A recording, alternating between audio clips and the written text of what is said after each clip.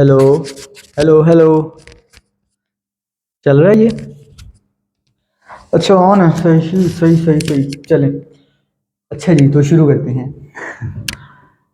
अस्सलाम वालेकुम, कैसे हैं आप लोग? तो आज मैंने कहा कि जो है ना, जो मुझे इशू पेश आया, एक सेकंड, उस पर एक वीडियो बना दी जाए ताकि आप लोगों को पता लग जाए कि जी ये इशू क्यों है और वो किस लिए आता है। तो सबसे पहले जनाब, सुबह जब मैं उठा हूँ आज, तो पंखा जो था कमरे का मेरे का, वो बहुत स्लो स्लो स्लो स्लो घूम रहा था। तो मैं बड़ा परेशान हुआ कि ये क्या हुआ है इसको एकदम से। अभी तो मैंने सोलर सिस्टम लगवाया है और अभी जो है ना ये पंखा स्लो हो गया मेरा। तो जनाब, उठ के जाके यूपीएस को देखा है मैंने, इन्वर्टर को। ये मक्खी कहाँ से आ गई है? तो जो है ना, इन्वर्टर मेरा जो है बीप कर रहा हूँ, 10 नंबर का एरर दे रहा हूँ, और मुझे जो है टेंशन लगी कि जी ये क्या होता है, ये 10 नंबर का एरर क्यों आ रहा है, और ये हर 3 सेकंड के बाद बीप कर रहा था। पंखे स्लो हो गए थे, फ्रिज और वॉशिंग मशीन जो चल रही थी वो बंद हो गई थी। तो घर वाले भी परेशान थे कि अभी तो जो है सोलर लगवाया था, तो ये हो क्या गया। तो खैर, आपने जो है बिल्कुल भी परेशान नहीं होना। अगर आपका इन्वर्टर ये एरर दे रहा है, तो आपको सबसे पहले जो है ना, जल्दी से वो वापडा की तरफ से जो इनपुट आ रहा है ना, वो बंद करना पड़ेगा, ब्रेकर। उसके बाद मैं आपको तफसील से बताता हूँ कि एरर जो है ना ये आता क्यों है बेसिकली, और इसका सोल्यूशन आपके पास है क्या। ब्रेकर जल्दी से आप बंद कर दें, उसके बाद जो है ना फिर आगे मैं आपको तफसील से बताता हूँ कि इसका सोल्यूशन क्या है और ये एरर जो है वो क्यों आता है। ठीक है, कर दिया बंद आपने? चलें, अब तसल्ली से वीडियो देखिए। अब जो है ना इसके बारे में डिटेल से बात करते हैं हम कि ये एरर क्यों आता है और इसकी वजह क्या है। तो बेसिकली जो है ना, मेरे पास लगा हुआ था वोल्ट मीटर मेरे पैनल में। मैं आपको अभी जो है ना वो साथ दिखाता हूँ।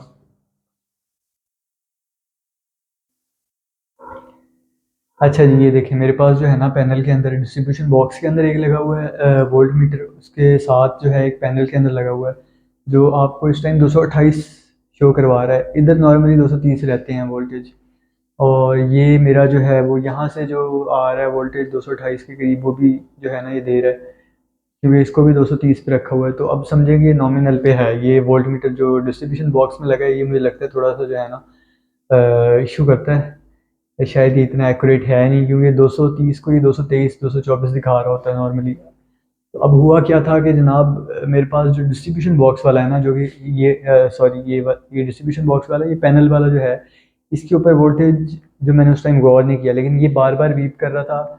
इसके ऊपर यहाँ पे जो है ना 10 नंबर का एरर शो करवा रहा था। ये सोलर से पीवी से इनपुट आ रही थी इसके अंदर। अभी तो खैर रात का टाइम है, तो पीवी है नहीं। तो ग्रिड से जो इनपुट आ रहा था ना यहाँ पे, वो मैंने जब गौर किया तो वो कुछ कम आ रहा था। लाइक वो दैट वाज अराउंड 130 120। फिर मैंने जो यहाँ पे गौर किया तो वो यहाँ पे जो है वो उतना ही पीवी आ रहा था। सॉरी, पीवी कह रहा हूँ, एसी इनपुट जो है वो इतनी आ रही थी कि 100 से 120 110 के दरमियान जो है ना वो वेरी कर रही थी।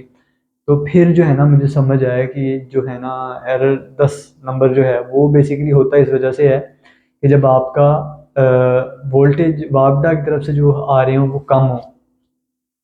बाकी जो है ना ऊपर चल के रूम में बैठ के बात करते हैं, तो फिर मैं आपको बताता हूँ। अच्छा जी, तो उसकी वजह जो है ना वो ये होती है कि आपके जो है वापडा की तरफ से वोल्टेज आ रहा है वो शॉर्ट है, थोड़ा वो पूरा नहीं है।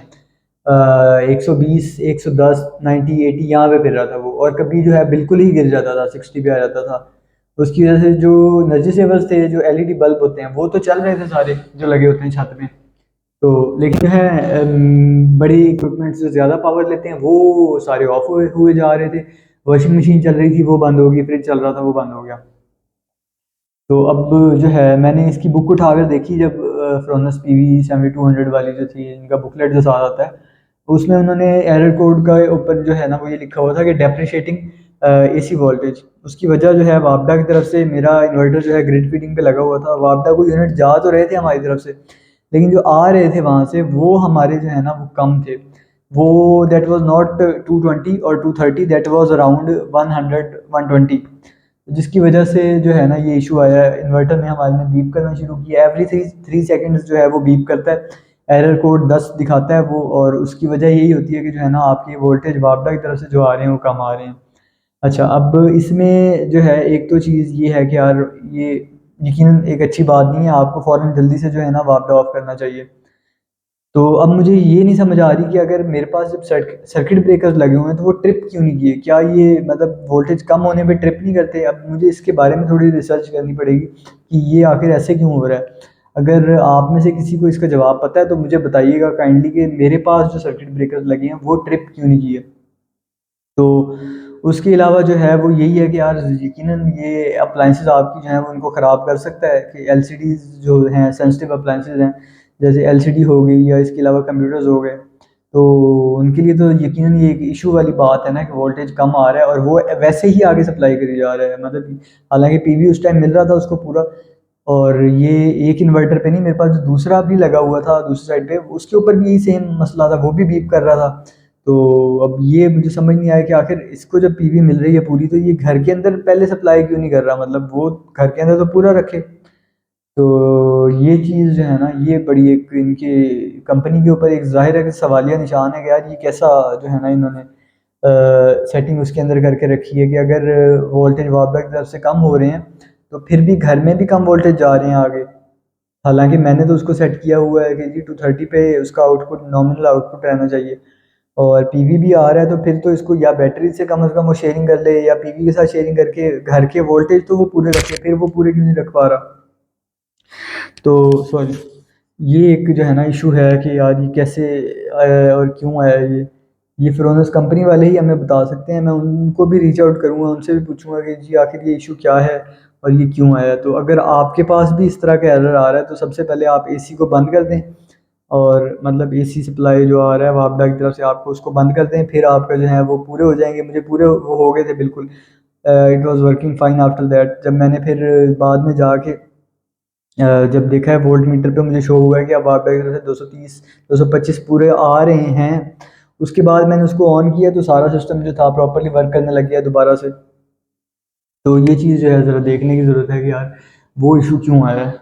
तो अगर आपके पास यही मसला आता है तो आप फ़ौरन जो है इसको कर सकते हैं इस तरह से कि वापडा ऑफ़ कर दें। इसके अलावा जो है नेक्स्ट वीडियो तो क्या टॉपिक रखा जाए आप बता सकते हैं कमेंट्स में। मेरा ये ख्याल है कि जो है उसमें फ्रोनस की जो है वो डुअल आउटपुट की सेटिंग समझा दी जाए कि वो कैसे सेटिंग होती है और मैंने अपनी सेटिंग जो है वो कैसे की है। अगर आपको कोई और इशू कोई और एरर कोड फेस करना पड़ रहा है तो आप कमेंट्स में बता सकते हैं, जिसकी मैं आपको गाइड कर दूंगा। इसके अलावा नेक्स्ट वीडियो में फिर जो है वो डुअल आउटपुट की सेटिंग दिखाते हैं और साथ उसकी जो है एक वीडियो बनाते हैं पैनल। कोशिश करूँगा कि पैनल खोल के एक वीडियो बना दूँ कि कैसे उसकी तारें कहाँ पे जुड़नी हैं। तो उसका जो है ना आपको कंप्लीट एक बता देंगे। उसके अलावा उसमें एक और चीज़ होती है कि बैटरी का जो है वो वोल्टेज कहाँ तक ड्रॉप कर जाए तो फिर वो ट्रिगर करे जो डुअल आउटपुट वाला है, मतलब आपका मेन लोड वो ऑफ करके सेकेंडरी लोड में उसको शिफ्ट कर दे। तो वो जो सेटिंग है ना वो भी फिर आपको मैं बताऊंगा उसमें कैसे करनी है वो सेटिंग आपने।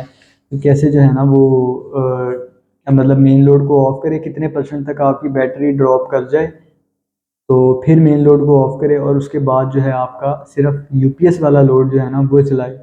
जैसे मेन लोड में आपका एसी आ गया, वॉशिंग मशीन आ गई, फ्रिज आ गए, ये सारी चीज़ें ऑफ हो जाएं और सेकेंडरी लोड जो यूपीएस वाला लाइटें पंखे छोटी मोटी आउटलेट्स जो हैं इलेक्ट्रिकल वो चलती रहें। तो उसके लिए फिर अगली वीडियो में इंशाल्लाह आपको बताता हूँ मैं कि वो सारी सेटिंग कैसे होगी। तब तक के लिए फिर इजाज़त दें। ओके जी, अल्लाह हाफिज़।